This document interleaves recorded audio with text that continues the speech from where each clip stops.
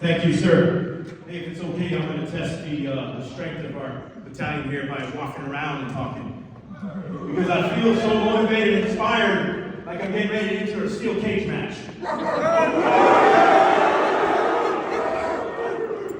With over 1,000 of my brothers and sisters, as I call you all, meat-eating assassins. It is a true honor to celebrate our 249th birthday with you all today, as I also call this our annual cult meeting.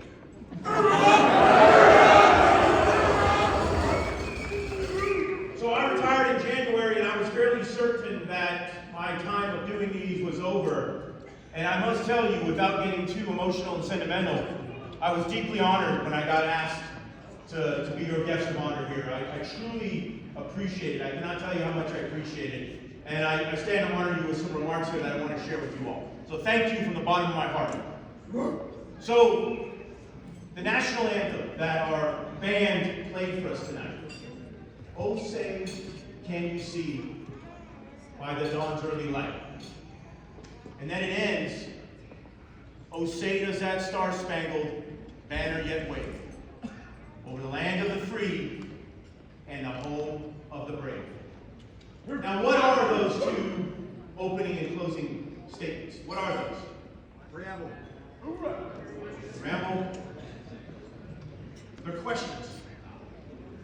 Those are questions. Those are questions that all of you here tonight have signed a contract, the ultimate contract, to answer. To make sure that for 249 more years, that Star-Spangled Banner will continue to wave.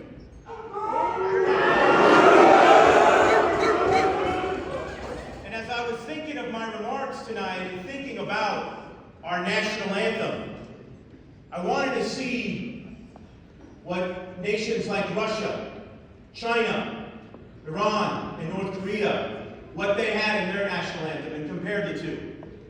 And I can tell you, if you looked at the entire globe, every national anthem there is, not one of them opens and closes with a question.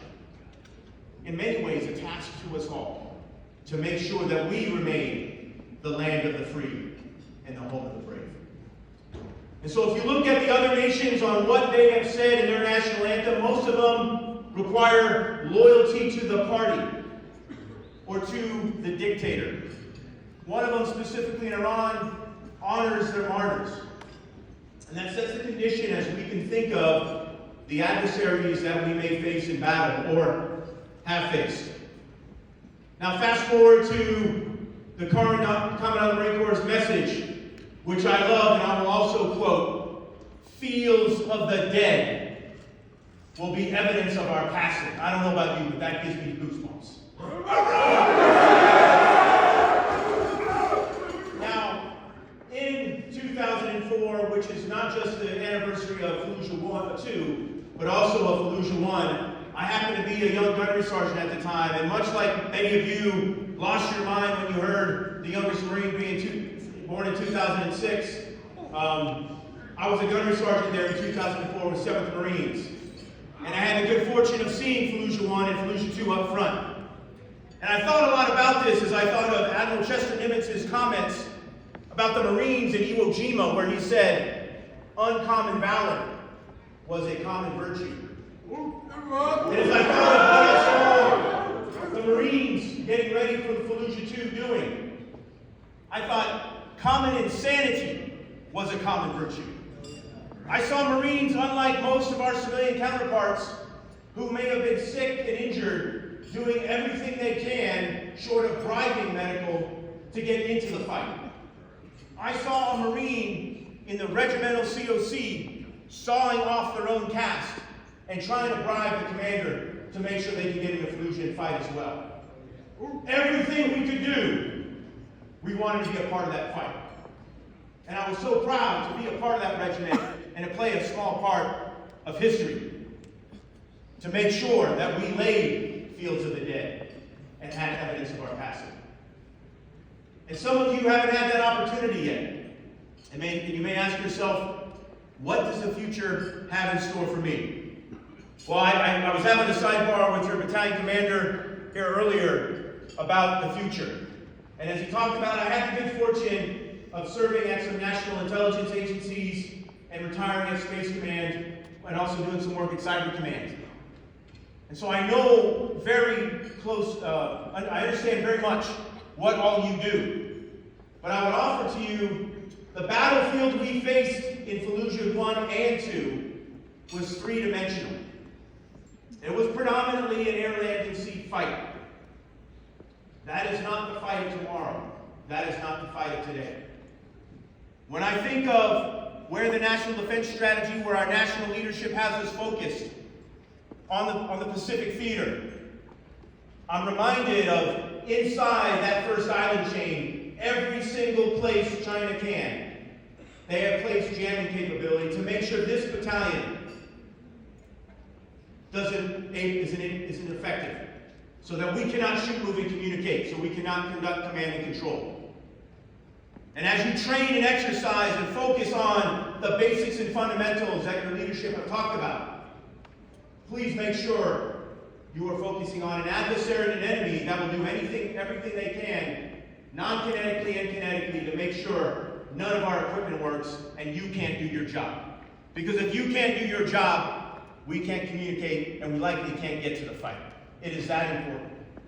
And if you don't think it is, I would offer to many of you, when we look at Russia and Ukraine today, the current fight, most people will tell you, if they're thinking three-dimensional, not five-dimensional with space and cyber, they would say that it started in February 2022.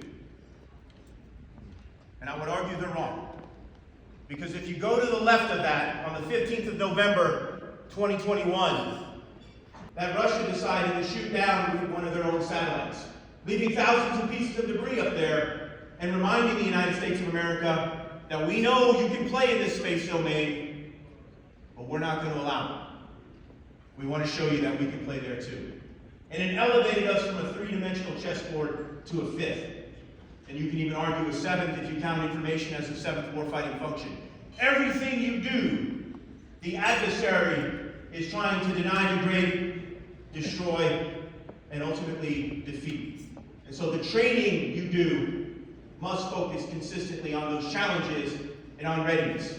Now, I'm just an old guy. What do I know? How do I know I'm old? Well, your commander's father was on the USS Guam, and a year later I was on the USS Guam. So I'm pretty old, and I'm older than the guest of honor tonight. So maybe you don't have to listen to me. Maybe I'm a relic of the past. What I have to say is outdated. You can go about your night. But I would offer to you 1994. Now, I won't ask who was born yet because I'll get very sad and depressed. But I was a PFC on the USS Guam with the 26th MEU. And we were getting ready to do the 6th of June, 1994, 50th anniversary reenactment of D-Day. And it was awesome. We got to meet the Queen. We got to meet President Clinton. We got to meet all of these DBs. We got to meet, more importantly, the warriors that did the invasion of Normandy. We got to do all of that. And then we got to call our family and our loved ones and say, this is going to be a beautiful pleasure cruise. We're just going to go to France next, and to Italy, to Greece. It's going to be nothing but fun. And then the phone call rang. And the ship's commander, the MUCO, said, Marines, we're now going to go to this place, break out your maps. No one's heard of it. We don't know where this is. Because the movie hadn't come out yet. We're going to go to Mogadishu, Somalia. The President of the United States has ordered the Marines in there to help secure the beachhead, as he's called the Army out. And so we went. And as an intel professional, we were on the phone. We were doing everything we could to get maps, because we weren't planning on that. We weren't ready. Now, we executed and did our job, but it wasn't what we were thinking about. Fast forward a couple years. I'm with the USS Nassau at the time. Again, 26 MEU. I'm a crusty sergeant now. I've probably been in 3 years or something. So I knew it all. We were out in Aviano, Italy, having a great time. And then the shipmates Shore Patrol came by, and they said, hey, are you with 26 Mu? Yes, we are. Get back to the ship. Roger that. We get there, ask the question, what's going on? Hey, have any of you heard of this city in Albania called Tirana? Tirana, Albania is in the middle of a civil war, and oh, by the way, this country known as Zaire is going to hell as well. Now, Zaire today is known as the Democratic Republic of the Congo. And so we did a split apart. And myself and many others stayed in Albania, and we conducted a non-combatant evacuation operation. The rest of the ship went down to Zaire, and they secured the embassy, and they did their duty as well. My point in all of this is if you ever hear from anyone, an old intel professional like me, or anyone at all that tells you this is where the fight will be and this is how it will happen, they don't know what they're talking about.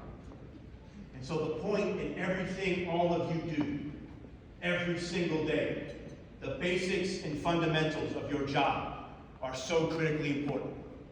Because we don't know what is next. But I do know for certain it will be in 5 dimensions: air, space, land, space and cyber, air, land, sea, space and cyber, mirrored across the information environment. Everything you do, the fight wherever we go, will require 9th Communications Battalion. And so when we think of "Oh Say Can You See" by the dawn's early light,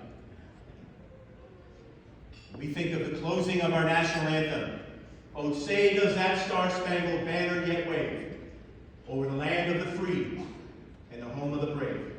It is because of Marines like all of you, and sailors like all of you, and as the 13th Commandant talked about, I am so honored to be amongst many of you who I consider, without question, worthy successors. 9th Com Battalion, thank you for the honor of my lifetime to be here tonight with you to celebrate. Happy birthday and Semper Fidelis.